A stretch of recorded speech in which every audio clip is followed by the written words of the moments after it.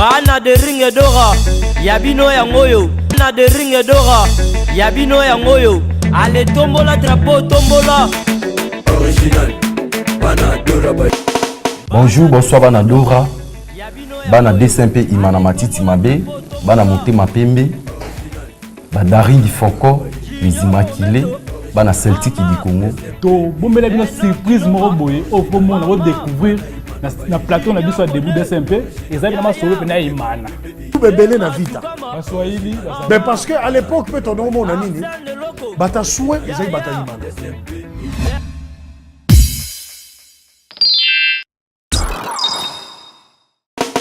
Bana de ringe dora, yabino ya ngoyo. Allez tombola drapeau tombola. Original, Bana Dora Bay. Bonjour, bonsoir Bana Dora. Nde to lobakaka début DSMP na banda kuna bino si HV télévision et Wapicom comme na coutumier émission na début DSMP ezali présenté par ngai moko na bino ba Imania Joël Pegnel au bino bolingara mingi et mon ami mon coéquipier de tous les temps au moment où souvent na plateau Yannick Dora Maboso. Bonsoir mon ami Yannick. Oui, bonsoir Joël Pegnel, bonsoir na Imania nyonso bazubiso en direct na banda kuna ba.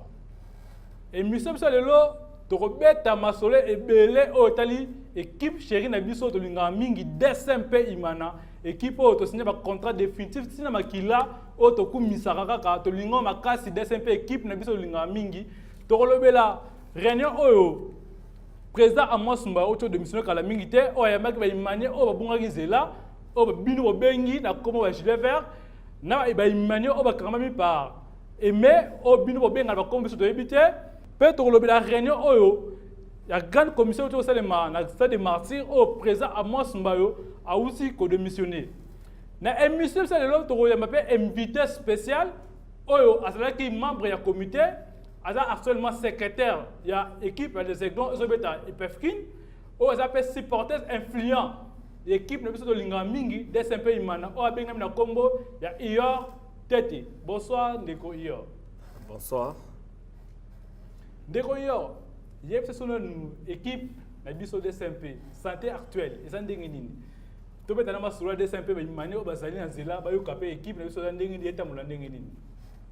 Bon. Santé actuelle équipe est bien que ba koko so ezalaki. Ngana ba beaucoup sur le plan technique. Na beta ki nga les Aiglons. Bon, pour Mikolo na les Aiglons, na beta na des rings il y a 2-3 mois. Na gagné des rings 2-1. Même Mikolo na so beta na DSMP, to beti 3 matchs, na 3 matchs on a des rings à tenga 10 buts. Ngana tie 4 buts. Et na bisa ki coach Otis que na monisco physionomie équipe est changé. Équipe et jusqu'au bon joueur. Il faut reconnaître que vous avez un problème dans les joueurs. Recrutement oyo, na sentir l'équipe est à l'écolo. On a sur le plan technique. Na monique c'est bon, on peut ba résultat, ba 2-0 comme da koya, mais il faut payer ça bon mois temps. Pour ba joueur ba SK, il faut pas mettre dans tout ça. Mais côté administration, moi ba koko soezalaki, pour mon ba marche salemaki, ba réunion, obi que to le belango cours émission. Donc c'est la question la mieux se dormir na temps, on a anticipé ça. Mais dans l'ensemble des rings va bien, des rings et saison s'est relancé, des rings tozongi penza na sur le plan technique na niveau il faut concurrencer le vite na mazembe. To le bela match oyo to uti ko beta kala mingi tena équipe ya Bazano o to gagner 2-0 au Dark Kabangu a fongoli copter na yeba bi na DSMP au Junior fait connaît à chaque deuxième bi na yo PS so victoire le to CP là et c'est vous na plateau to CK parce que to gagner Bazano 2-0 ce qui grâce au les na Neps info bas après bah la kimso les man.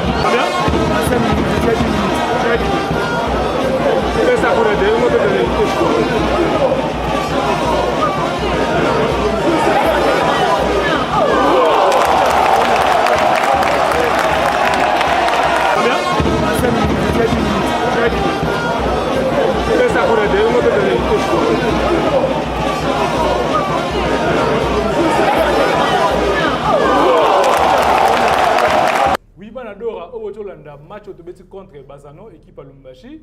Nenge to gagné bango na 2-0 et ça qui c'est mon mingi comme on a nenge DSMP équipe na surtout linga mingi équipe chérie na biso to lela fort imana matisi mabe oh se retrouver na ba victoire nango to gagner to CP là et c'est vraiment bien décoyer hier c'est une victoire de Bazano c'est une équipe prestée ndenge nini bon biso va supporters to lire la victoire supporters à la victoire victoire en essaye biso bien relancer biso toujours consolider troisième place. Il faut consolider 10 on en retard par rapport avec club la Mazembe. Donc consolider troisième place. Il faut quand même Afrique. En passant, je salue Junior Kone, attaqué vraiment bimoko fantastique. Skanazala qui na Pumboa qui na Nemo Osaka. C'est tout d'accord quoi auto kofongola commentaire de Binae na Imana. Donc ça c'est un cas c'est jour à Sika. Au sommet jour à Sika, à auto Binae na Imana. Et c'est un cas pour la situation. Oui, Dark c'est un grand Imanien. Azara na posa beta de rings depuis sera président Ngobila. Na CP là to solo là na match on a beta qui descend pendant les aigles amicales. À la Kaginga qui a retiré Babi, Babi Zebele, la monde a fongoli compteur, mais Dark, na oselo dimanche na Lubumbashi. C'est là nga Mazembe Babi. Yosa grand neuf, yosa renard de surface. Tia Babi, connaît félicitations à petit nanga Peter Mutumosi, a stabilisé million, on a oublié Maradona Ricky. Bon continuer ka tala petit nanga Mbele. Multiplier ma ba crochet on est on a ba vitesse on est ça la biso bien. Avant tout c'est interview après match faut noter le match parce que imane belé ba like na ba réseaux sociaux partout même na ba appel non on a bien sûr on a gagné le match mais on n'a pas bien joué donc babilo quoi il faut qu'il va supporter va comprendre que les matchs se suivent mais surtout que non l'équipe a fait 2 jours ça pour ça l'entraînement tu es directement pour te gagner match voilà mon frère Joël Peña place na ngena koma place na ngena koma avant tout beta match à Bazano justement tu es l'équipe moi 2 jours tout ça là qui a entraînement donc pour te beta na rythme mais vraiment oh tu es beli mana il reste toujours difficile bah joueur ba les salaire ba joueur ba les prime à moi Sumbayona ou ben mina ko se ba ça toujours wana pour les ba joueur na bango tant ba les salaire donc tout est réglé tout est réglé oui, 2 jours entraînement donc manque entraînement donc la place où on attaque proche il y a des SMP attaque ancien dirigeant actuellement siège dans les Aigles. Mais ça besoin de moi précision pour ça des gens ça besoin de précision pourquoi ba jouer ba comme tina niveau ça la grève il m'a donné que dama mon salaire on a apparemment on n'a pas bacarisé ou comment bon il y a ba jouer pas na baki ba qui nous ont pas na baki ouais mais nous dacha ba mbongo na banque ba moi ça na mbongo wana ba jouer qui ne va so ngoma na mo ba salaire na banque bon bobi que administration dans la makambo na bango peut-être ba on est mbongo na banque avec bi mais faut signature boy mais na moment nga na lobela bino naza bouche autorisé à docteur Jérôme le trésorier général à DSMP donc des nga na nyongata prime match moko joueur donc ba joueur lobby après match ya manyema bazo prime na bango la prime na bango match passé tout bazwaki to sali depuis to betena sanga balende équipe s'entraîna gité ensuite ba mboka wana ba to lobawa mais bon yambo mona na première mi-temps lobby to penaki pour na ko imposer jeu na biso donc pour moi première mi-temps est serva biso d'entraînement deuxième mi-temps bon mona rythme ndenge kotaki bazano méconnaissable deringa betaki bana 45e minutes tina 90e minutes to dominaki bato ba ke to beta ma beza faux to beta ma bien la première mi-temps suite à l'oko wana pour yo lobby que mois 2 jours jour moko pamba entraînement ce jour a manqué pour rattraper il faut 4 entraînements donc depuis au moins pas dirigeant va proche à club tout le monde comprendre ce que mamba bala ngo pa ndenge zali donc joueur soit rentré entraînement moko et présent ba jom so soki a raté entraînement moko à Kitimba la moko donc information na yo c'est j'ai tout confirmé en haut tout zo na sas monki oui pour démentir ba biloko o to zo la na ba non derrière ala nyonga prime match na bibe prime na bibe peut-être salaire mais prime match parce que en Afrique c'est toujours comme ça ouais pas en Afrique même en Europe pour joueur a déclaré faut 3 mois na Barcelone la loi FIFA pour joueur a déclaré faut 3 mois mais ba prime match je dis bien ba prime match destin pas ala nyongo ya mutute ya joueur mon côté donc na ba Peter Mutumosi aussi ranger ba Ardent ba ici ba qui d'aller Lenyador ba qui d'aller Lenyador DSMP mana donc ba imane on va banda ko bolanda toujours début de DSMP autre miss donc supporter obno linga mingi supporter reconnu équipe et or tete on a pas membre approché pas membre proche il y a équipe de DSMP bouche parler à bouche autorisée il y a docteur Jérôme on a dit trésorier général de l'équipe Nabiso. Oui, Ndego Joël, moi j'aimerais que avant de continuer mission Nabiso, tout l'andana nous interview ça qui tenait après match ça toujours ouais, non, juste au Lobaka, merci à mes supporters, nous sommes supporter DSMP na mukona lelo et puis voilà. Ezaki machanga liboso na fongoli score et ça juste signe au Lobaka championnat et deuxième phase na biso et bandi donc les dirigeants vont aider les joueurs pour donner le meilleur na biso pour vraiment revendre si pas la deuxième place à la troisième place. Il y a Ebele supporter biso ba équipe na bango te to moni mikolo bazo tika équipe fort pour na reçoit na mambo Ebele mais ba ya va continuer ko encourager biso repesa biso force et encourage ko kende l'avant pour na gagner ba match nyonso tika. Toi qui pour la victoire et là on s'est dit l'essentiel est en train d'être fait. On a marqué 2 buts. Mais on a senti quelque part le physique n'a pas répondu totalement. J'espère que dans les jours à venir, responsable technique, donc entraîneur, l'essentiel une victoire est là. Et puis il sur 3 points. Avec un avantage de début, c'est quelque chose. Ok, Imane Bouti-Kolanda était vu. Si vous pouvez deviner par rapport à Martin en tout cas, félicitations à des joueurs et merci aussi à tous les joueurs pour la victoire. Il y a Mathieu Wana, oui, Ndeko Iyor, et en même temps l'Écossais, l'équipe Nabiso de Cyclone. Secrétaire, voilà. Sportif. Merci. Bon, tout ça, toujours un premier point Nabiso où ils ont basé sur réunion, ils ont qui tenu dans le bureau, il y a le président de la grande commission, le président Mosimbayo. Passer tout le monde marche et après cette réunion bon apparemment besoin de compromis a bien été pour nous tout le monde qui le président de la grande commission va déposer qui lettre il y a des missions si ce point là yo attaque ancien dirigeant il en même temps Imane dit ça des missions à pasteur à Mosimba comment tu trouves bon Pasteur Amos, à part ma malade vie nanga, à Kati depuis Lubumbashi, qu'on perdre Mutoro Amos Mbayona Imana, c'est très dangereux.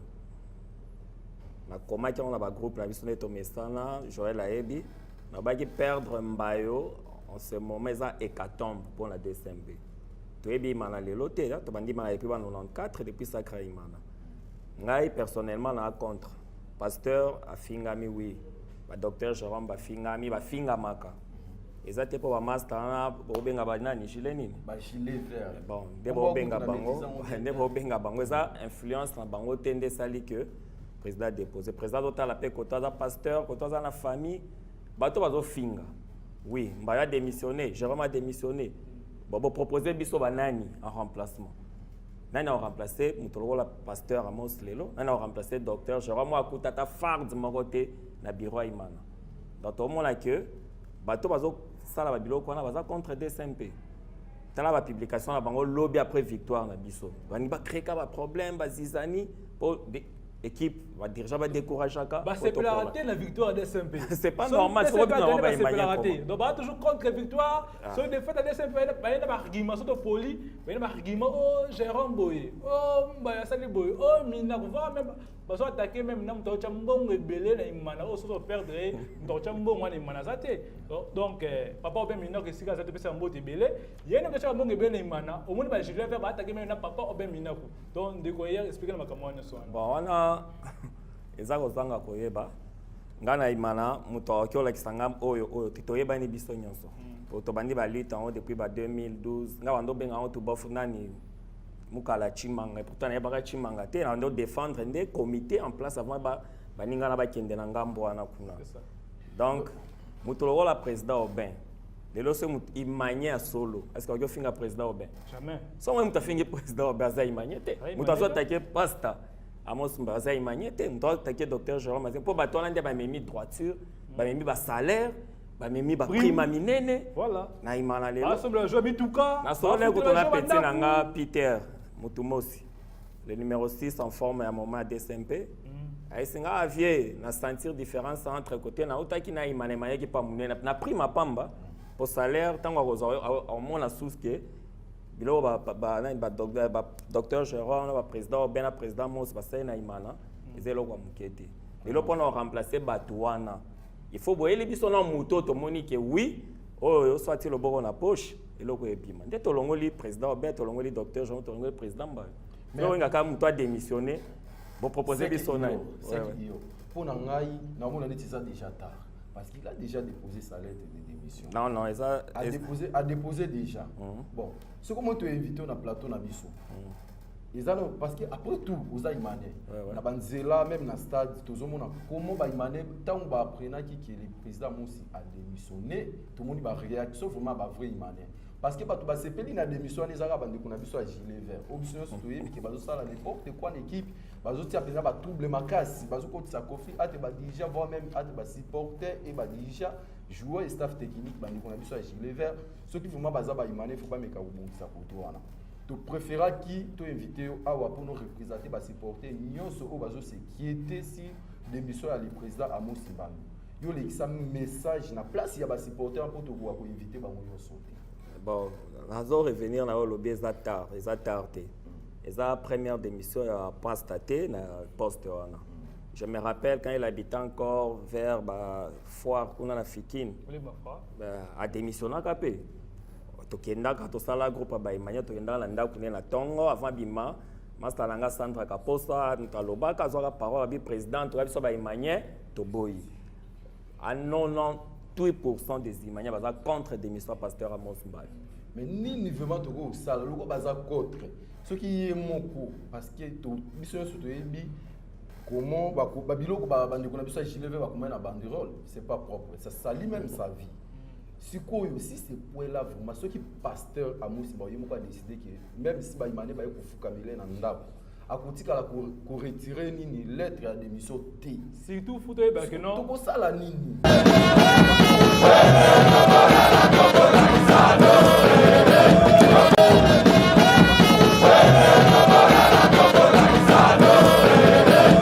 Donc, un samedi après-midi, vous réunissez encore des supporters. C'est dans quel objectif?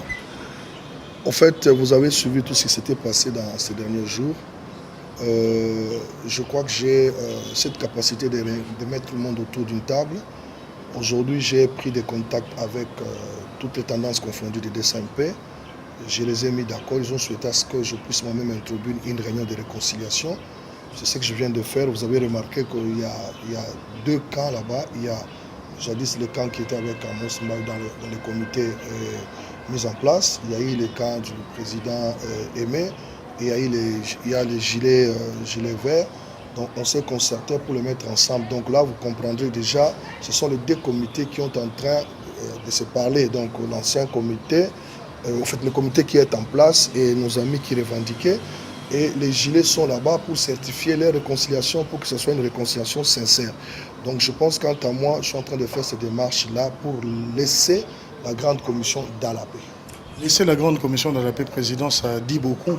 Est-ce que Amos Mbayo quitte la grande commission de supporters de Daring Club Motema Pembe? Bon, je ne peux pas dire ça maintenant parce que moi, si je me suis rabaissé, je respecte bien les termes, pour être président de la grande commission, c'était sur demande personnelle du président Aubin Minakou. Parce que j'ai vu comment le président Aubin Minakou est en train de se donner, souffrir pour ses clubs.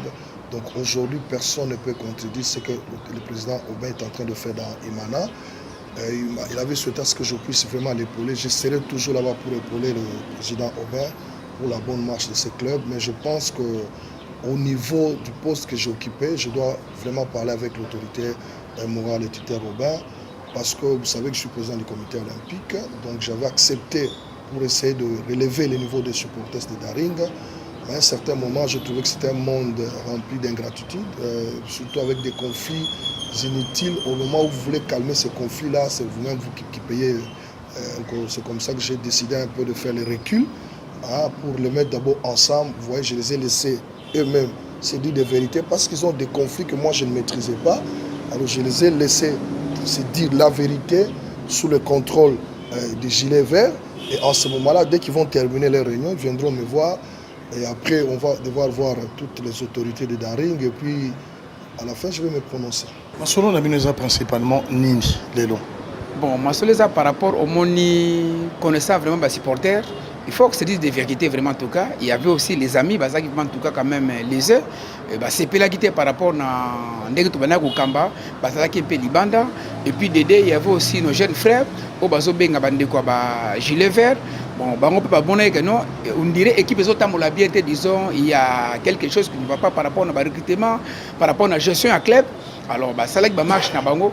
Alors, tu as quand même tout fait ensemble pour tout mais quand même en famille tout est non vraiment en tout cas véracité à problème ça wapi mabe et ça wapi. Il y a tout fait na baninga ce que pour tout la vérité ce n'est que après ce que tout ça c'est dans le monde entier que non là où il y a des hommes ba vandaka ba bon ça rapport makambo kende liboso et surtout que na DSMP nous avons notre slogan Dering uniforme est imbattable. Il y a un autre vendeur qui m'a porté l'accent à l'administrateur, tout l'accent à comité, dans le monde entier, dans les supporters, en tout cas, du côté grande commission, du côté supporter, il n'y a pas de division. Nous voulons travailler ensemble parce que ce sont des Imaniens. Ce ne sont pas, disons, un club moussous. Donc, la réclamation n'a pas moussous. Nous, les là qui fondent, nous voulons quand même mettre d'accord dans le fonctionnement des DSMP pour Imanien qui est Liboso. Président Aimé, aujourd'hui, les deux tendances des grandes commissions se retrouvent. Vous êtes là, vous représentez votre tendance. C'est pour quel objectif? C'est pour la réconciliation d'abord, parce qu'on était d'abord mécontents par rapport à la nomination qui était illégale par le président Hassan,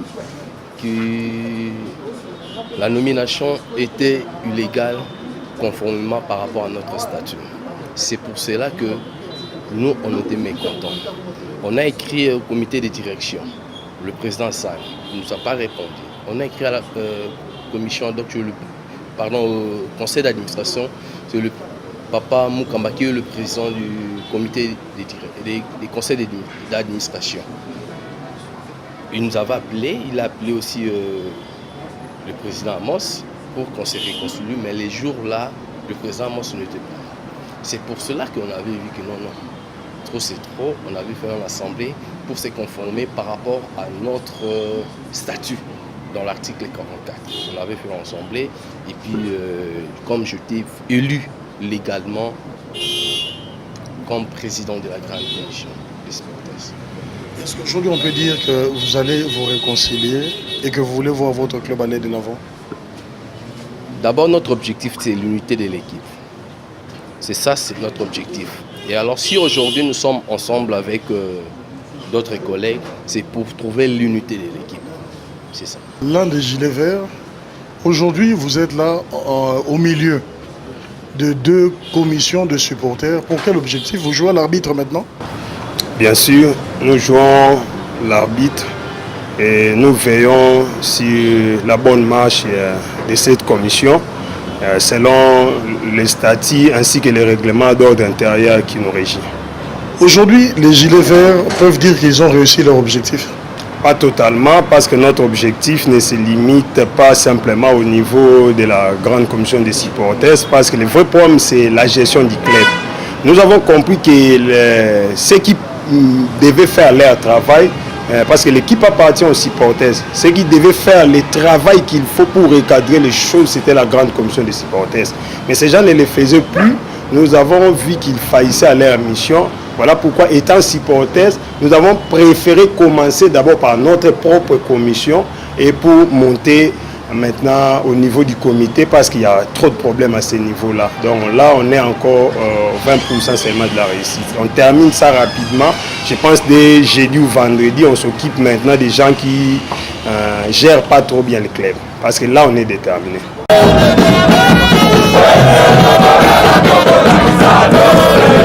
Amos Mbayo aza vie privée na ye, Amos Mbayo c'est un pasteur, azo kamba église munene oyo benga comme héritage, azana famille na ye, azana bana na ye, tant que bato bazo finga Amos Mbayo banzela, bazo ba n'importe quoi biloko moko ezanga tina, déjà moko boya se déjà kala, atindi ba batune moko boya ba finga Amos Mbayo po Amos Mbayo atika imana, Amos Mbayo c'est un joueur, obito yebi, bon, lelo a démissionné, yo mo ndenge ni na démission Amos Mbayo. Bon, na seki na ndolo bien ancien dirigeant mo bazo instrumentalisé ba Imanien. Ancien dirigeant wana aleka na esika wana. Na esika wana ko tout l'état de coordination. Qu'on se le dise. Boyebi bilan na Imana.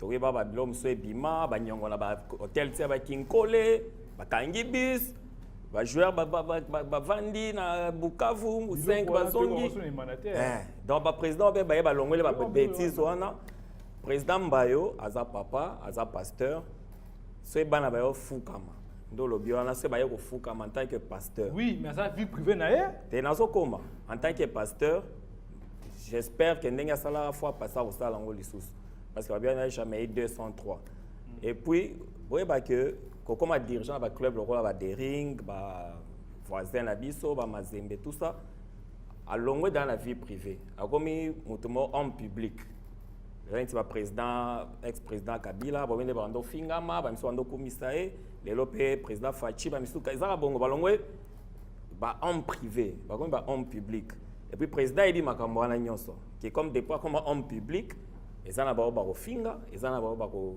sepela ezana ba ozala pe sceptique azo bataki de gauche ou droite ngana osenga na président Mbayo so azola debika Hollande ngana ndakune sikoyo pardon président ngana sengi pardon na komba ba imanye ba vrai imanye biso ba vrai parce que ba imanye belé ba oh lelo soti ki biso c'est chez yo na kotala mingi o lingaka président Amos Mbayo à revenir na décision na o démissionner na bureau ya grande commission mais azamuto après tout il aura besoin qu'il y ait touré pena batu moko capable d'aider. Tu vois, des hommes comme papa le pasteur Amos Mbayo, président de la grande commission na biso, batu loko là docteur Jérôme président San, président Sani batu vraiment ba ko aider financièrement, ils sont nombreux. Président Moutonge. Ce qui n'a bien rappelé non boula mona Amos Mbayo, attaque Imane peut aussi parce qu'il n'a pas Imanien. Dernièrement awa on avait connu le problème à 3 joueurs arrangés. Déjà, la attaque administrateur à DSMP. A dit 3 joueurs na Imana. Mais tellement, le problème administratif, ça demandait de l'argent. L'équipe peut ça qui n'a pas bon motif. Et papa Obe, ajoute à la paix parce qu'on ajoute 10 joueurs effectifs.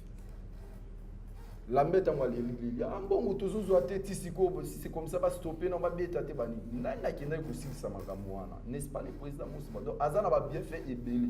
Na ça que moi flash wana pour ajouter si babola mona ou témoigner na TV awa. Donc pour ngai bon je sais pas nini o à venir les obombela biso. Tout zela azamuntu akutala ba émission akomona comment ba imane bazolela parce que yo yende ko représenter milliers des imanes des millions des imanes bazolela que non président Moussa démission na choqué biso il faut ça la nini azonga yonde mutu ye ko transmettre ce message ya ba azam kola za intellectuel aza dirigeant na biso aza bolingo to kutala réponse ni na kopesa biso na suite oui bana dora o to Hollanda ça émission na bino bolinga mini début de SMP so yé biso ba bien fait. Il y a président Amos Mbayo, il m'a dit belé avant dans zela ta Amos Mbayo aza président ba supporters avant dans zela oh Amos Mbayo ateki bangala Amos Mbayo ateki bunga Amos Mbayo ateki mundele mais to batumo ba lekiawa ko ba otu ba so mbonga bralima ba so ba nini parce que moi pour des presse pour imana azo ne makamwana mutu moko soute ole mo imana DSMP ensemble avec Robert Minakou, ensemble avec président San, ensemble avec papa Jonas Mukamba, on appelle ça mot de ville parce que toujours dans le nyonso aller mbongo o etali DSMP. Donc mutumo ko zana nzela, alors n'importe quoi. So yemi ça soit bien fait, il y a président Amos Mbayo dans la DSMP en tant que supporter, en tant que administrateur à DSMP, en tant que président de la grande commission, et ça va bien pour le Baïmani. Bon. Mon président Moussa c'est pour la Dering et l'équipe tellement belle. Donc, il y a un numéro en hôtel. On est à 4 heures, 5 heures d'émission. Total, on a un match ici, là, dans le stade de Martyrs. Tout le monde a spécial, il y a des joueurs, il y a des joueurs, il y a des joueurs, Total, on a ce match ici. Et ça, on a un pasteur Amos Mbayo. Et puis, tant que vous avez un transport. Baïmania tabo beli, atato kufeli, mutu aliboso tolanda rezana. Papa ne me suis pas supporté. Parce que mutu esa kunde liondeko.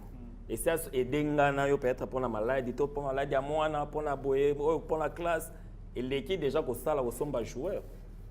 Pasteur Amos Mbabandi ko somba ba joueur. On a vu Baïmania mususu babandi mambo de ring, tant président Ngobila yawa, de babandi mambo imana. Baby papa nani pasta bien te. Nga fana kende stade na ba derby na komela toujours pasta ndeni nakia te petit na kende stade donc on perd ça nous avons répété ngo ko perdre président Amos Mbayo na minute eza hécatombe mpona DSMP. Pasta limbisa zonga silisata manda zongisa de ring na Coupe d'Afrique po na yebi makambo na oloba nazai manya lelo te na yebi makambo na oloba. Pasta limbisa marche wana bato wana ezali soki namona tanga ezali soki 26 personnes. Je crois que comme na souka vraiment avec notre invité spécial du jour, il est l'état pour lui à quitter biso banini toko senga mo loba souka kande zalaka mo yebi Congo banini quoi.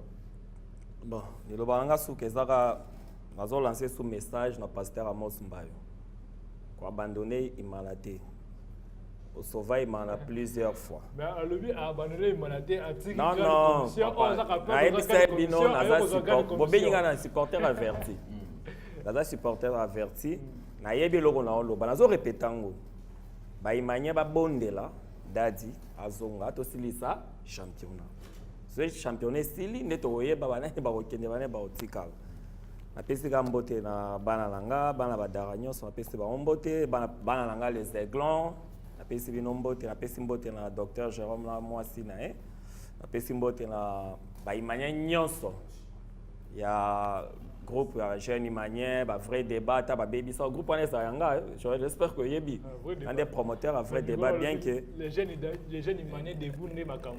Jeune imanya to za hotelema to tika tenter. Pasteur Amos Lobanga Souka wana pardon. Yoka bana na yo, zonga na ndaku na yo, imaneza ya yo. Bon, au revoir. Na relation invitation sous et puis en passant à féliciter pasteur na moni cadre en tout cas télévision mo kitoko, ba image a bien tout est bien. Merci. Oui, Amos Mbara toujours été un homme à féliciter. Merci beaucoup pour la présence comme ça to yamba. Deuxième personne où il y a comme invité na biso mais alika déjà mais c'est Dixon Yala où il y a pour ta qualité pour la continuité l'émission. Banadora Batupamaros to comme siko na point au Italie réunion au sein de la stade des martyrs au président Amos Mbayo akitaki démission na ye. Yango to yambi invité spécial na biso bomona mingi na plateau de Dixon Yala, on a communicateur officiel équipe na biso a kolobela mingi équipe a repensé sur la raison au pasteur Amos Mbayo la président sur les supporters pourquoi a déposé qui démission au sein de la grande commission de DSMP. Bonsoir de Dixon Yala. Bonsoir Nabande Konyo Saïmana, bonsoir Joël Peniel, bonsoir Yann Dora. Hein? C'est parmi les rares à Zanakombo équipe. Hein? Yannick Maboso, DSMP. DSMP. Donc bonsoir à tous, merci pour l'invitation Nabino. Oui, Cordon. Attaque communicateur officiel de l'équipe. Il y a un temps que tu as une émission, tu as un tribunal. Donc tu as invité pour la question. Actualité ça dominé. Oizo c'est même des autres na imana qui ko baby c'est la biso même makam. Na démission à les pasteurs Amos Mbayo. Waza président grande commission va supporter ça imana. Biso ba imana tato bomani, tato bino pas n'importe quoi. Il y aura toujours pas solution parce que ici qui. Il y a aussi quoi attaquer communicateur officiel, il y a équipe. Et ça biso ba précision, ba imana anda ko na biso pe ba imana en plateau to comprendre. Bon, pasteur Amos démission na déjà na niveau comité batbanima gango vomanté ndenge mona ba supporter président tuteur et équipe président Minaku yemorope donc ayeko relâcher kaka na moni parce que pasteur Amos vraiment insista qu'il était temps de partir na ba élément mususu pasteur a pesi parce que batu bazo kanisa démission nezali parce que il y a pression il y a ba gilet vert non. Ils n'ont rien à voir avec ça. Mais Azapé Moutou, expliquant vraiment le président Hassan, à l'objet on a docteur Jérôme, pour passer en réunion, à Ibsian tuteur Minaku, la vérité Moussou c'est bon maintenant en Nassima. On dit la vérité, on a même ça n'est pas si donc comprendre que na moment à l'origine pourquoi Renaissance est Bimaki. Vraiment. Parce que Imana est comme une montée mama bémoko incroyable. C'est-à-dire que c'est trop comme un club moro oyo ba oyo misusu basala na kala na ba misusu baza en dehors du comité bali komona baninga ba évoluer té ozomona c'est-à-dire toujours le biso nous sommes imania mais tolingi imana évolué tant que biso mo toza na katité bato musu ba koma bongo ça dit naza membre comité te naza peut-être administrateur kaka il faut ba échouer tant que ba benga ngate ozo comprendre le Congo yango zo bomba dering yango et on a compris que même bato musu ba profiter à période wana car na ba conflit amike bo yango ba sala renaissance mais imana yekufa te mais il faut ne sikoyo to lukato ye ba bato wana oyo bazali bazo tirer ba ficelle ko panza ba message mabe masolo lokuta misusu kutu ko kende tipa nganga botana na ba TV misusu ba ko loba déjà bato musu ba ko beta masolo ke équipe so so tambola te zanga na kanga bango ozoyoka imanie akangi na équipe ngana ni mama ba kisite mais so ozomona même des imaniens bazo ba partout que bango bakanga imana bobokangi ngo pourquoi est-ce qu'il manaza prisonnier imana boma eza na welo wa passion bato nyonso mais mutu yo parce que ozate okanga équipe parce que aux membres comité au monika okanga équipe donc ozomona lelo yango problème babilo esala yi ndeko amos pasi tant amoni trahison ya bongo de la part même de certains de nos papas ça il faut to bango certains de nos papas bazo trahir imana lelo ozomona ba papa na biso misusu ba jeune na biso mosusu yango esali ndeko pasi alobite yango vraiment esali ye pasi alobi ah ndeto ke na biso ka ba passion boy tota la balle lobi pe ndenge to ke na to mela moi mai ya imana ba ko pe ko chelo poison mutu pa ko boa ke le loko tu vois yango lobi en tant qu'homme de Dieu pour nana faciliter union a benga ki ba tendance union soit monter ma pembe a tché bango ensemble alobi OK comme au commis uni moi j'estime que unité on a beau continuer nango ngai na s'occuper de ma mususu voilà c'est un peu ça mais ça trahison o eza na kati cordon yo lobi facilité mais pour la monde a facilité bisoté qui pour so unité ni ngolo non pendant que le championnat est en cours pour la monde qui causer ba dégâts et surtout que biso ba imaginer to que papa Amos Mba ndinga zawana c'est un monsieur quoi côté biaka na ibele na ima siko tangwa ki est-ce que na libanda ya équipe Aza Imane on sait pas na libanda ya équipe va continuer toujours dans la même contribution. Non mais attendez, il y a une réalité sur Amos Mbayo. Moi je travaille avec lui depuis des années. Même temps Azaï président de la grande commission Amos Asomba joueur. À l'époque Asomba Toussilo. Ça fait des années. Asomba joueur est belé na Imana. Azaï a une responsabilité mon côté. Ozomona. Et ça on Imanie Moromoni lelo natala même émission sur internet. Papa na biso mo ya mayele, o to benga vamba papa mayele na Imana. Azo finga Amos Mbayo alobi oh non, akomi Imanie na kimokolo. Imanie de sans alata, to zanon na réalité. Nga lelo nazana mona moko ya mwasi. Depuis mona Varese à Macron et outi Italie. Abisinga bité nga vraiment na mo soutenir équipe. Moi na moi ça Imanienne oui ou non. Oui, c'est Imanienne. Ah ouais, Tommy tout na rasiko. À découvrir Imana à l'âge à 18 ans. Est-ce que Azali faux Imanienne, nouvelle Imanienne ou bien Zara Imanienne?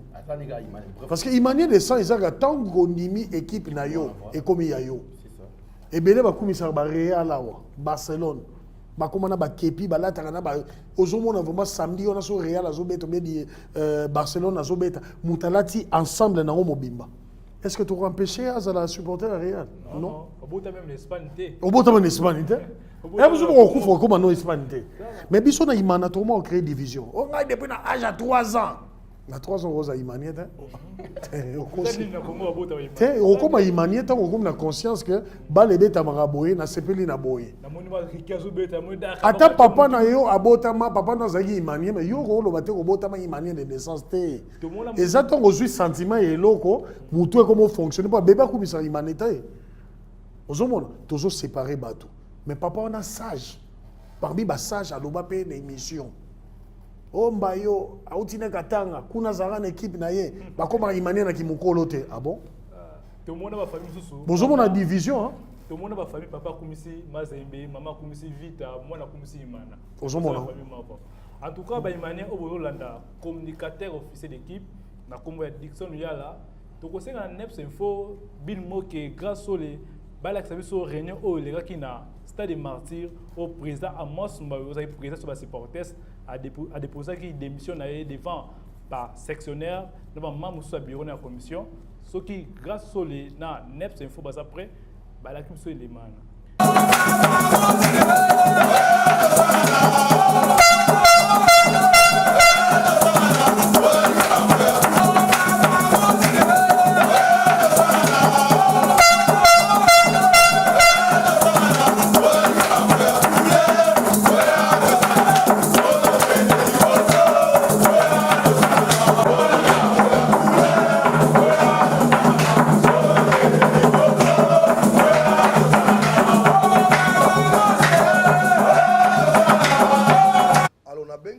Sectionnaire pour la réunion à l'élo parce que ma vraie manière ma équipe ils ont bino ba sectionnaire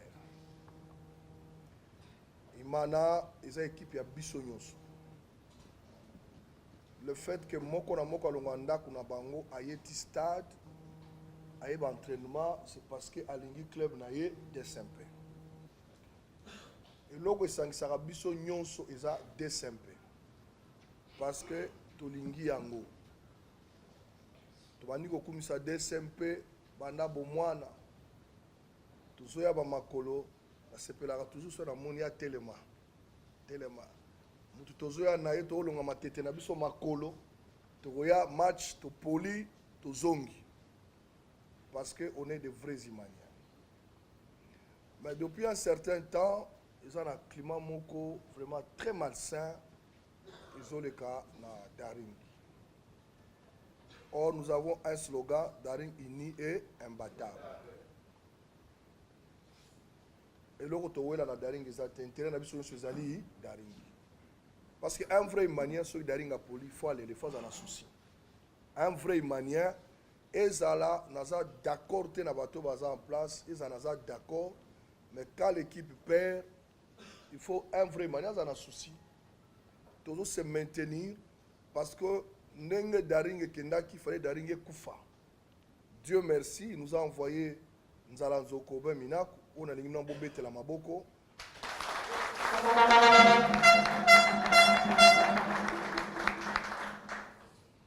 Aubin a hésité pour la retombe la Daring. On a compris que Naïmana Tolingana a été. Par réseaux sociaux, et Rokoma ou Elingi Rokoma, sans vérifier l'information, Rokoma. Dernièrement, je crois que vous tous, vous avez suivi gilet vert, les gars qui n'ont pas président San, avec des calicots, là on a écrit Mbayo Mouyibi, Jérôme Mouyibi, Batika Eman, ainsi de suite. Alors j'avais ce souci à comprendre d'abord qu'est-ce qu'Amos Mbayo a volé dans Daring. Et je mets ma tête à couper, c'est Daring qui me doit de l'argent. Parce que ce que moi je dépense dans Daring, aucun président de Daring a payé Amos Mbayo $1. Je l'ai dit, on a sur le caractère, dans les réseaux sociaux, on a payé $1 na Jira Ebisangaï. La grande commission, depuis que je suis président de la grande commission, n'a évité ce sectionnaire ni n'a payé $1. N'a évité. Et j'avais demandé à ce que même coordination a payé la grande commission Bongoté. C'est moi-même avec mes maigres moyens, on a tiré à la disposition de la grande commission. Alors quand on dit que je sais que Zambongo, il y a président Aubin Minaku qui se dépense beaucoup pour Daring. Je lui avais même demandé à l'époque que non, Daring. Eh bien, quand quelqu'un sort son argent, ce n'est pas à nous de nous plaindre. Comme les Zambongo poche il y a banana, il y a moi sinaye, alors bien après ça, Dr Jérôme a géré. Il a géré pendant un temps la saison passée. Mais là, cette fois-ci, c'est le système, dès que le président donne l'argent, ça va chez le président de la coordination Hassan, Et puis, Hassan avec les trésoriers, ils travaillent sur toutes les dépenses pour nous gérer l'équipe, nous gérer au quotidien. La grande commission, par l'entremise de votre président, ne s'est jamais intéressée sur l'aspect financier à Daring. S'il y a des preuves, qu'on nous amène des preuves, j'autorise même qu'on passe à la télévision, brandissant les preuves, la grande commission, par son président Bayo, a pris $1. Jamais de la vie. J'ai dit que jamais de la vie. Je commençais à soutenir Daring, pas aujourd'hui. Aucun président, il y a coordination à Daring, à Kolobalelo, à dirigeant l'équipe sans que Amos Mbayo puisse lui acheter même un seul joueur, Azati. Président Moté à coordination à Daring, à Kolobakeo, Mbayo, a Tikala contribué à Daring Azati. J'ai contribué à chaque comité à Daring. Je me rappelle même la démission, il y a le président Ondekane. Les supporters sont venus me chercher avec le président Soti qui a l'équipe de Balabal et Okufa. J'ai dirigé l'équipe celle le président Olivier. Et c'est on a somba pour Tutusilou. Et on avait terminé un bon championnat Toké Afrique. Alors j'ai cherché à comprendre Mongongo Oyo Imana, Oyo Bao Fingelanga na Balabala Kenaïba. J'ai approché les gilets verts. J'ai appelé par président, comment on appelle, Aimé, qu'on me dise un peu Mbongo Naïbaka. Alors, il s'est fait que ce sont des individus, Bazala qui a une grande commission, qui disent à tout le monde, d'ailleurs, si on s'approche du président Mbaye Okangisayo, nous savons Okangisayo, Koboma Batu. Alors, le président Mbayo, Aïba Mbongo Bralima. On a évité ce Mbongo Bralima. Il y a un lobby boy. Koma Mukanda et coordination sur Mukanda na Bralima. Bralima doit nous produire tous les éléments Oyo Apesa Imana et Nani Oyo Azwa Yango. Je sais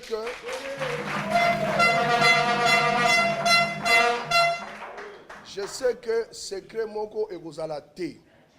Même bateau bazo ebisangai kenala ndalikamwana te cerveau de ma réputation. Ma sectionnaire est belé bazawa basolana batouana. Mukanda et c'est Salame Kei. Moi-même j'irai là-bas. Ça va de ma réputation.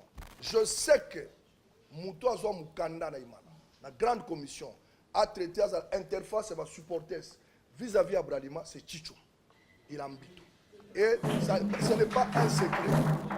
Alors, ce que ça n'a pas, s'il vous plaît, Toyoka, ce que ça n'a pas, Bazwa Nayoki. Bazwa ba kazia ba sucré ba masanga ba congélateur ba groupe électrogène eza biloko ya Imana et Kobima biloko wana moi je ne me laisserai pas parce que ngana na sala qui président grande commission ko balobi ke na iba mbongo Bralima et j'accepte maintenant Bralima abimisanga polele to sito komi mikanda to ko pesa ngobino nyo sur la réseau so ki Bralima abimisi yango te mes avocats à moi vont traduire Bralima en justice. Donc il faut Bralima abimisa bapesa biloko na nyonso na nani. Je crois qu'un bon pasteur, je voulais couvrir certaines choses pour l'intérêt du club. Alors ce qui me fait mal, Moutaroye Pano Adelio vient bomelanga moto, mais il va de l'autre côté, alors n'importe quoi. Même Bano ba comme na réseaux sociaux, beaucoup condamnés bangote. Ils sont intoxiqués par des personnes bien connues. On aura une grande réunion élargie avec toutes les tendances confondues. Gilet vert, la vérité, qui a dit quoi, qui a fait quoi. Il y a des gens qui ont créé une division à Daring pour leurs propres intérêts. Tokotika les sous-zela na eloko wana.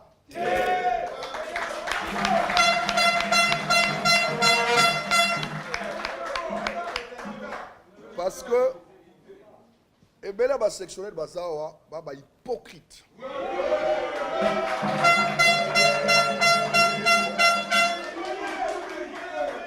Parce que maintenant j'ai toute la situation. J'ai toute la situation. Bango nyonso ba yebisinga président, toi na problème na yote président ba. mais aux autres travaillent dans hypocrite. Boza na réunion bozo sala biso ba SMS. Na makambo yo lobi te bazo komela biso. Bon si boye baye, vous n'êtes pas des imaniens. Alors bozo vivre na intérêt moko na ebité égoïste pour diviser les gens pour rien. Bozo diviser batu pour rien. Na imana awa joa na biso ali toke stade daringa gagner mutu zongi na isengo. Boko misabatu ba ennemi ti na point wana eza mabe. Yango na benga kibino na so na bino.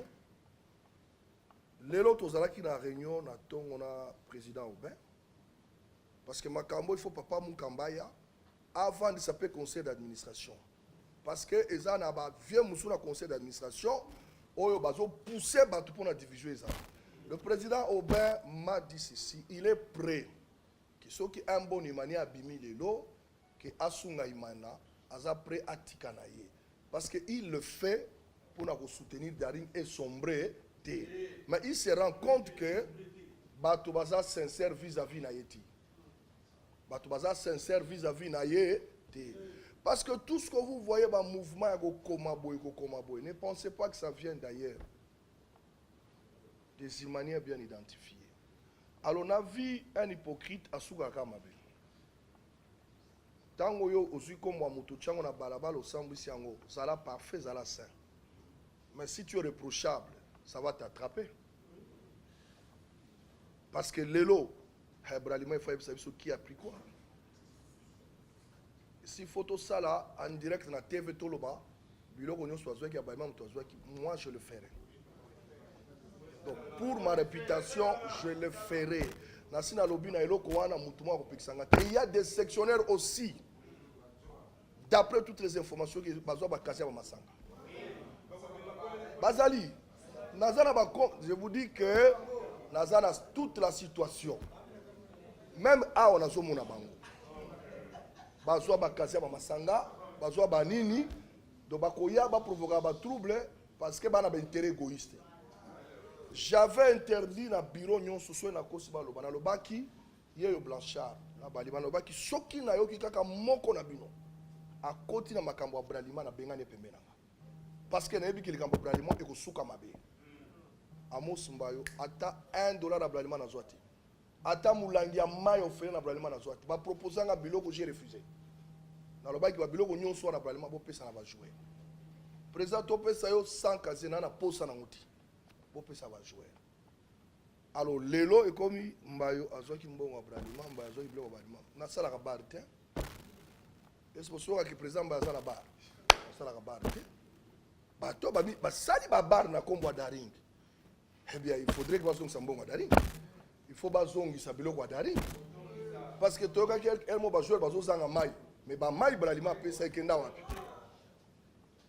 Comme vous avez un peu de il faut quand même avoir un certain respect vis-à-vis à Batou. Ce n'est pas que tant que tu as Imana, parce que tu as une équipe, vous commencez à traiter déjà Robin Mouyibi, Mbayo Mouyibi, Jérôme Mouyibi. Hassan Mouyibi n'habite mbongo mwa imana et utaka wapi po bayiba que administrateur oyo amoni ki nakenda na bureau na ye nazo infra imana aloba yango nakenda na bureau mutu te pona ko mbongo infra ane oyo na imana na sombi combien de joueurs ane oyo na imana sombi combien de joueurs pendant que nous parlons il y a un problème qu'on doit terminer avec président Lambert pour ces 3 joueurs na tu calmer Lambert tikanga mona si ça problème wana. Je le fais pour l'intérêt de Daring. Quand on a besoin, quand on a au côté de l'oboko on a na poche, ma salle yango kozala malade. Mais c'est honteux au vandi na moi sinon na bana, moni ba banderole, muyibi, boina boy. Alors c'est pourquoi chers amis, j'aime beaucoup Daring. Vraiment na linga Daring. Je servirai toujours Daring. Vous savez, je suis le président du comité olympique. Le comité olympique, c'est le sommet des sommets. C'est-à-dire, c'est le numéro 1 du sport congolais. Donc là, je suis le numéro 1 du sport congolais. Nami kitisa ki na yé na position à Daring pour aider Daring, to sunga Daring. Je me rappelle, Botuna président Hassan, Botuna Manzekou, Botuna trésorier, Botuna président Aubin, combien de fois j'ai présenté ma démission? Naibisi Bango, n'a la président grande commission. Mais n'a pas aidé grande commission pour le président Aubin refusait toujours. Ma dernière démission, on a signé c'était le 11 novembre. Naibisi président, je vais m'occuper, il y a comité olympique et puis handball, je dois me battre pour m'équiper qui est dans la Coupe du Monde. Président Nazalaka, administrateur, je vais aider. Il dit non, Amos, tu dois être là, tu le fais pour moi. Dieu merci, chaque chose a son temps. Ce matin, j'ai été le voir. Je lui ai demandé l'autorisation. Cette fois-ci, il a accepté que je puisse présenter ma démission en tant que président de la grande commission.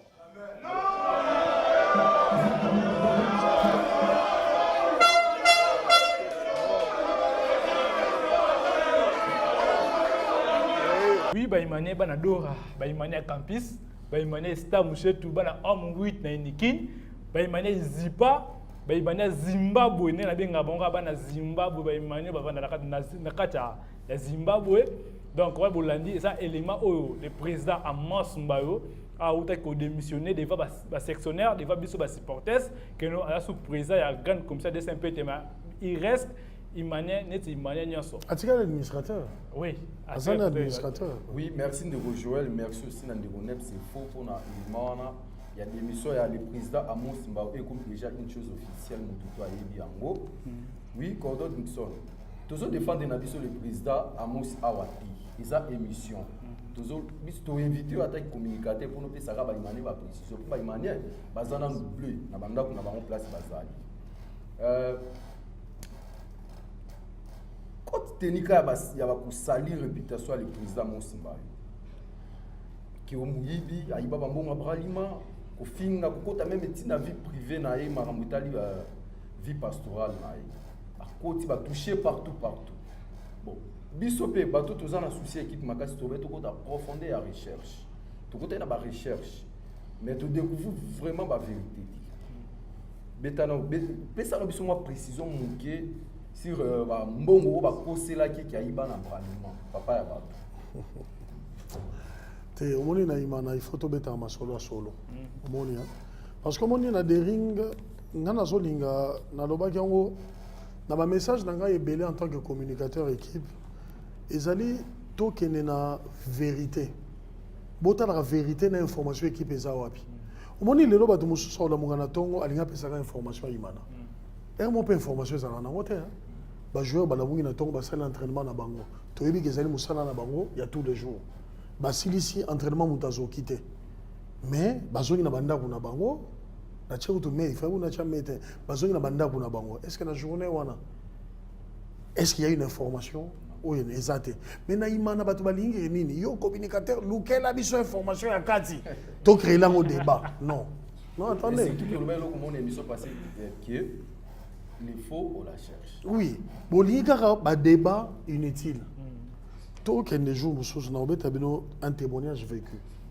parce que naïbi quand même équipe on est une fonctionnaire est-ce que vous voyez que mo imaneza ngambo ça peut être boyebité imaneza ngambo surtout que c'est qui vont asbel dépendant de ma poche papa est-ce que je peux vous dire que ngamoko on s'est retrouvé parce que l'info Norbert je voudrais pas parler de moi mais bon autant depuis Hassan à ce comité Imana presque ba match Nyon soit Imana presque 98% des matchs ils sont soit direct dans la radio soit dans la télévision parce que c'est fort en communication équipe des fois tu forces à la radio au Luki mais des fois on a ça dans match en direct pendant que tout le monde a mazembe match TVT mais match à Côte d'Ivoire na ça une parenthèse voilà match à Côte d'Ivoire contre San Diego FC San Pedro.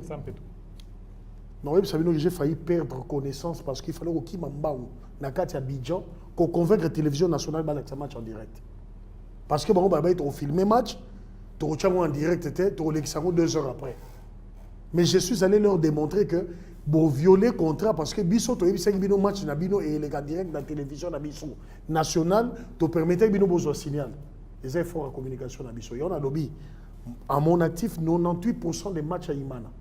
Moutalana soit en direct na TV, soit en direct na radio. Mais dans tout ça, ba finga ngai. Siko Imano yo. Moutoazo bimsa bon boni menene. On s'est retrouvé 2 fois équipe il faut voyager dans 2 jours. Babillé santé. Et là même le président, je l'ai dit, même le président Hassan Oura Dixon, s'il te plaît, appelle Amos. Appelle Amos Mbayo. Qu'il décante cette situation. Le président Hassan est prêt à vous dire ça. Na rumeme la bino na plateau yo. Que to kutana ba circonstances mbongo ezate. Dixon appelle le président Mbayo. Dis-lui que nous avons tel problème, je n'ai pas de liquidité. Le président Minako est très occupé ou il n'est pas au pays. Abimisi sans bazongisa. Vous comprenez? Boke nenanda gune na tongo. Les joueurs rebellés, ils reçoivent leur loyer là-bas. Mais ce n'est pas pour vanter l'homme, pour dire que nous avons besoin des individus comme ça dans 4 équipes. Vous comprenez? Parce que Balobara ba ibara mbongo wa imana. Ba ibara mbongo wa imana. Mais bon tout na ba bill moke, ba papi ngando. Des fois comment même nous dans la communication nous souffrons. Ngana mata ba vieux musuna ba biani ngo.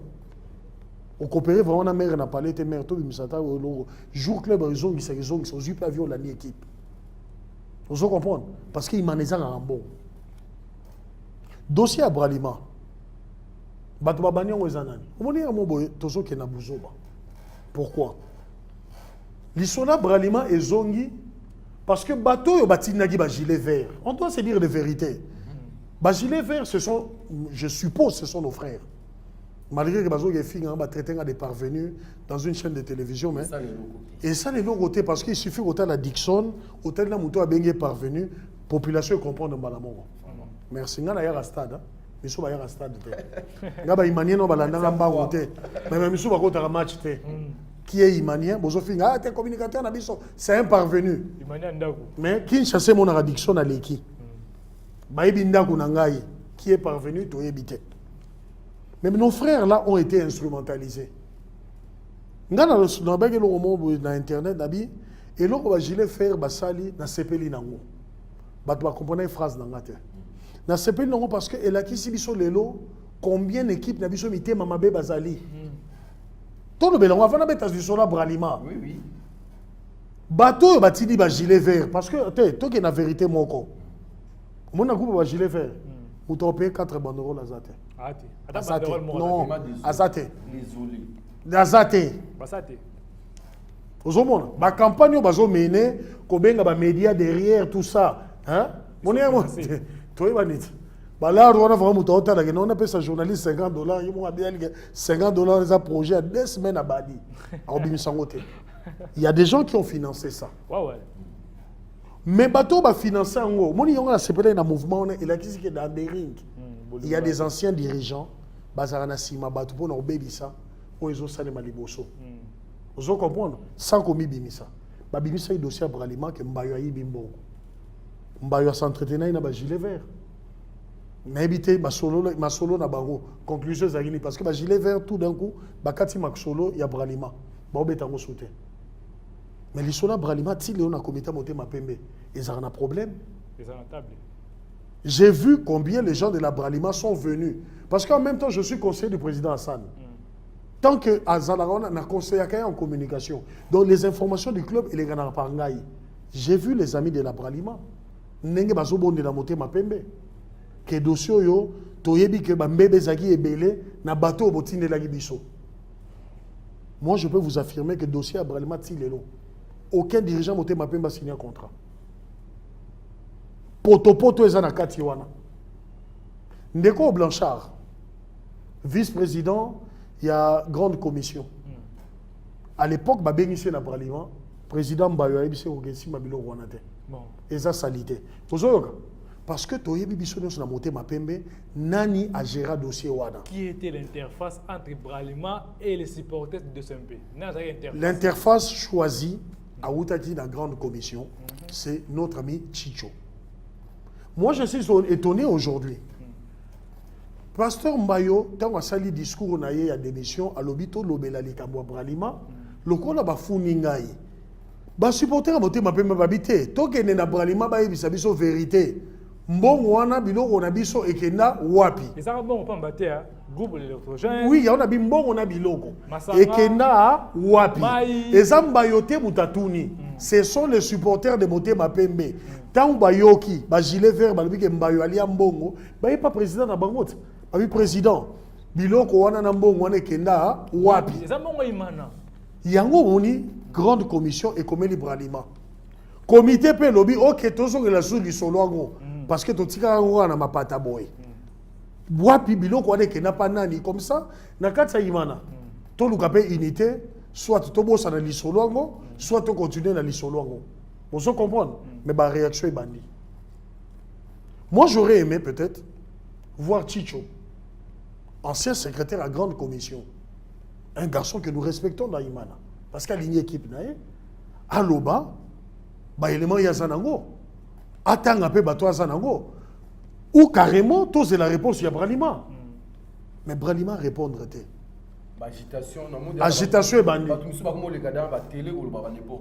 ba porte-parole ya Bralima ba bandi nga omona zolo bana kombo Imana nazana mukanda na ngai ebima Dixon loba na kombo Imana nga nazana mukanda mais bato musu ba kombo beta masolo na kombo Bralima tozana ba preuve mais papa so ozana preuve mimi sango donc oza même mukanda Bralima te oza communicateur Bralima te Bralima ebiote olekiti ma TV dossier ya Bralima lokola ba gilet vert mbazongi saki yango na ba patron na bango batindaki bango ba bosana ike en demandant au gilet vert ba beta lisolo Bralima bango mo ba fongoli lisusu porte oh il fallait pas refongola yango ba supporter ya Imana ba ABC comité vérité sur le dossier Bralima ba ABC pe ba grande commission ba kamina bango to fongola dossier Bralima donc ça na une agitation mon côté na moment parce que Bralima non a répondre té Bralima non a pas biso détail mon côté.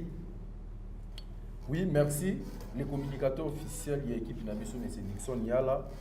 Pour moi, ma précision au PC, mais sur la Bralima, on continue, on a une mission, on a mission aux yeux. Et si la léloté? Et si la léloté? Bralima, on peut sa réponse. Et réponse, on a tout le monde, Imania. Donc, Imania, donc, Bilok, il y a Imana, au fond, on Bralima, on va rentrer sur la soie, vite, on va soie. Ba bien Imana fa sur Bralima mbongo Imana fa sur Bralima Imana so ngote pe Imana fa landelango nani ngo ke no mbongo na koma Imana or dossier wana esi au monde ezaki dossier mo ngutu ba bosa de yango même merci na bande ko gilet vert ndenge bazongi saki ba dossier wana yango lelo ezongi na table vraiment oui tout ça qui ne se makasi ya koyamba les communicateurs officiels de l'équipe na biso M. Dixon. L'État pour nous tous de la paix Matia Mazenga. En tout cas, un grand merci M. Nimoyaki pour répondre à l'invitation à Bissou Touyamo Lissou prochainement. Mon avis à ce que vous allez. Moi, à ce que vous allez, to bungate. Nous avons un moment toujours qui est na tendance à monter ma baie à bateau qui est na renaissance. Pour y aller bazongi, mais bazongi batali que place na imanezate.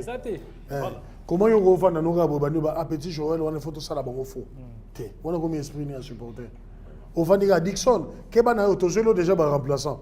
Je vais la remplacer na Imana mais na moni muto remplacer na ndangu na ngate, muto remplacer na ba moyen na ngate, muto remplacer ngai na poste na ngate. Pe na mayele na ngate parce que na za na ngai unique. Yo remplacer Joël ni Joël aza unique. Aza unique, genre na ngai. Mu collaborateur ma hôpital ezali ka maman na ye. Mutabimisa Joël. Yo ke remplacer ndenge nini. Kota la ba vie ya bato. Équipe nyo se za un problème té. Les lots toujours décrié staff technique. Ozomona, batunyo so ba imane babité, toujours décrié staff technique, to kene na bango ti wapi. Côté staff technique pe ba faute ezebele. Il faut avouer. Nazolo bango lelo na micro parce que je suis communicateur de l'équipe. Il y a certaines choses qu'on doit dire aux supporters. Il y a eu beaucoup de conflits entre les staffs techniques avec certains joueurs comme Ricky. Par exemple, il y a eu un match Moussousou, Ricky a comme remplaçant. Ozomona. Staff technique va reconnaître ça erreur rebelle basala notamment dans le recrutement ozomona lelo so mukenga kei mazembe trésor mukenga otobenga kuluwe toti kotanga bakoma bato c'est l'entraîneur adore ça bakei vous comprenez na obeta lisolo mususu to boy sani go beta awa na bossani go beta beno lisolo na beta ngo muke. Pourquoi botanga na page Twitter équipe ou bien dans le même na Bill Moke azong sabiso na ba point de presse et outo le gamikolo ya entraîneur Andrea a outo le belo mot important vu que tu attaqué recrutement na biso yé mon entraîneur parce que ngam na comprendre ba point de presse nyos a lobi loko tu attaqué recrutement sur certains postes j'ai décidé de faire partir certains joueurs. j'ai décidé. Dans une église, pour interpréter le lobby. Le lobby a décidé dans staff technique de faire partir certains joueurs. Mais les locaux ont des réseaux sociaux. Ils ont des joueurs. Ils ont des joueurs. Ils ont Jérôme Tango, le trésorier des joueurs. Ils ont autisme des joueurs. Tout à la réalité en face.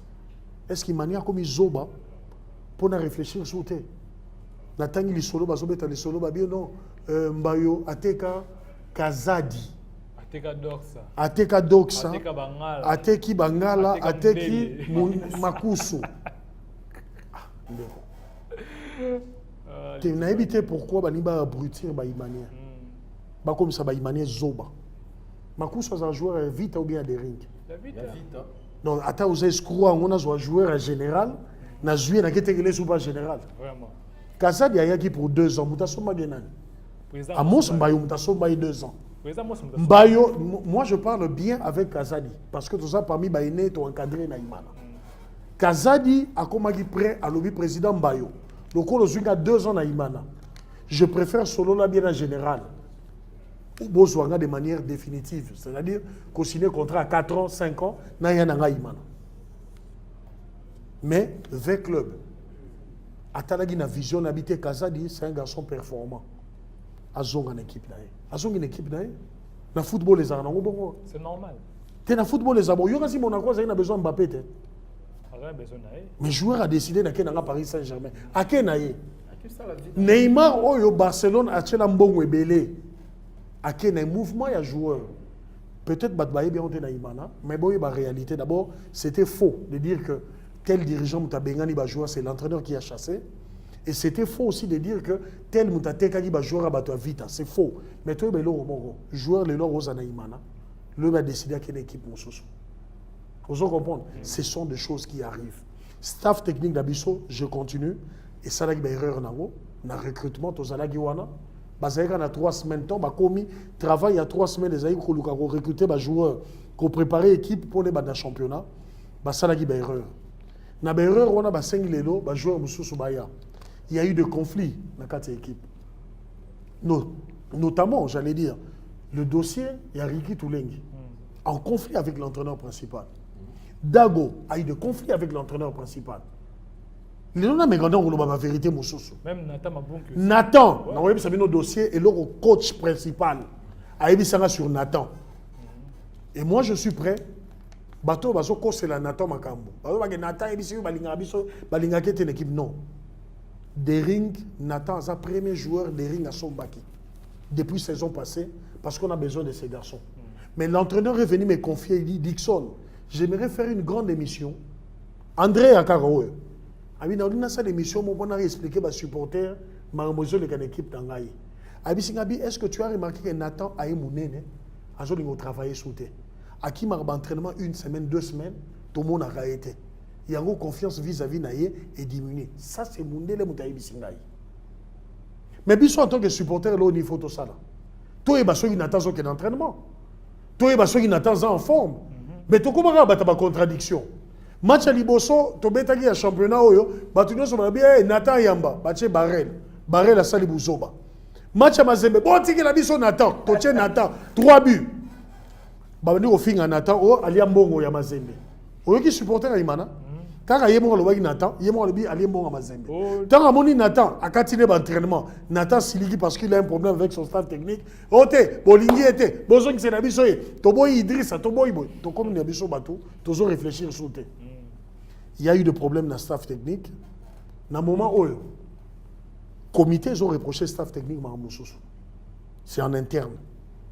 Si bango so bo sali gaffe bo kende bango pe bazo menacer comité babige nzozomona on dirait musala ngo zokende bien tout ça muto mutaza ba raison na ye mais muto ozana mlilo basuka sur les entraîneurs et ça comité a décider ce qu'il faut résilier contrat na bango ce qui peut to kende na bango comité est responsable parce que tout le monde a dit que Imana est le rôle l'équipe ya bana mike to respecter na numéro 1 ou azo pesa bon na Imana c'est le tuteur Minako. Parce que tant que bimisanga mbongo na ye ayebi ke mbongo na ye bimi pour na bafuta ba joueur so ba joueur bafuta mité pourquoi c'est Minako solo na ba joueur te asonana ba joueur asonana ba entraîneur aibi mbongo na pesa ka ike ko sala nini po bato ba mona te mina ko sala ko zoba boka la mungi na tongo apesi $300,000 abi bo sala lo te 300,000 yango eke non apesa mbongo oyo bo futa ba joueur oyo bo zo avion oyo bo somba mai oyo bo somba bo parce que c'est un homme qui réfléchit donc soki muta détourna mbongo na ye moko lelo eza mina ko ye moko toti ko benge zoba parce que abimisa mbongo sur base ya ba papier aibi ke na ba salaire ba joueur yango afutela bato bato mbongo imana tala mbongo wapi yango on a bandiongo ya communication wapi mbongo voilà donc l'équipe va bien comité ezo sala tout otikala na Coupe d'Afrique parce que pour cela il faut tout le 14 classé entre premier deuxième troisième c'est vrai na balle peut te rebattre vite te rebattre na biso pe mazembe tout comme te repola tout comme te sala match nul mon objectif est ali Toti Kala parmi les clubs où il y a Coupe d'Afrique. Et ça, c'est possible. Actuellement, dans la troisième, il faut tout le cas consolider la victoire pour na Tokeneti Nasuka. Bayo Baesika. Bato bazo pe sambo na Nasuka surtout les locaux wana. Ou bazo pe sambo on les financer ba gilet vert. On les financer ba journaliste, ou même mambo on a bo pe sa ba joueur. Asana Roli Angote, Mbayo Gutu Asake Inae, Jérôme Roli Angote. Soko bengi Ricky, obisi Ricky, prime na bino combien? Oh $5,000. Ricky 5,000 yango kene na administration équipe. Baselo mukanda ke prime ya match bimi yango yo. Akia osala mukanda une mbongo akabone ni bandeko na ye. Ba joueur ne faut balia to bénéficier to investir pour l'équipe na biso to tika ba conflit inutile parce que conflit za na ngote. Oui, merci le communicateur officiel Cordon. Dixon Yala pour na ba précision et belé pesi biso ba imanière na banda ko place tozali to comprendre comment ebele tout le cas pour sauver saison to éviter ba conflit inutile pour que ça la qui to rater une place qualificative pour la Coupe d'Afrique pour Zoya et c'est moi makasi ya koyamba lisusu lelo merci lisusu pour na ba précision merci na binope prochainement tozozela yo toujours na plateau na biso ya tribunal dimanche tozala matina mazembe il faut vraiment il faut spécialiser ba Emmanuel bazolanda biso partout to yebisa bino ka que l'équipe continue à se préparer pour na to beta match wana très bien to komi na suka mission na biso na pesi mbote kaka na ba déjà na biso le président Mosimba malgré tout azana déjà est partant na pesi mbote na l'éditeur Oubé Mina na pesi mbote na papa Mukamba na pesi mbote na papa na Jacques Ngoma na pesi mbote na Masananga oaza prouver basimba limer ni kai mané to vanda likolo na Colombie et na pesi mbote pe na ndikunanga ou tuzalane na HD télévision à partir du temps. Ouais, bah Imania à Lumbashi donc dimanche toi et belé à Lumbashi to rosalarana début de SMP toujours tina stade à Lumbashi to zalarana to comme équipe na biso dimanche to lia mazembe. Donc rien n'était possible na dora toujours to longa donc salutations ça ba Imania inikin ba Imania Izipa général Jansin Temme. Donc on a pu son mot tébélé donc na osala musalo na senti musalo osala na bikin ndenge to sangisa ba Imania nyonso Patrick le Maréchal Patrick Détan donc ba mot tébélé ba Imania to telema toujours un système ba na inikin début de SMP ba Imania to telema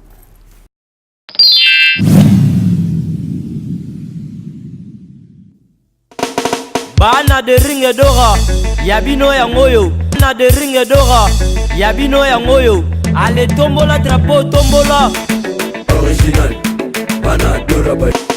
Bonjour bonsoir bana dora bana DSMP Imana Matiti Mabe bana Motema Pembe badari di Foko les immaculés bana Celtic du Congo to bombela bino surprise moko boye au moment on va découvrir na plateau na biso début de SMP ezali na masolo pe na Imana bebele na vita Baswahili mais parce que à l'époque peut on nom na nini bata souhait ezali bata Imana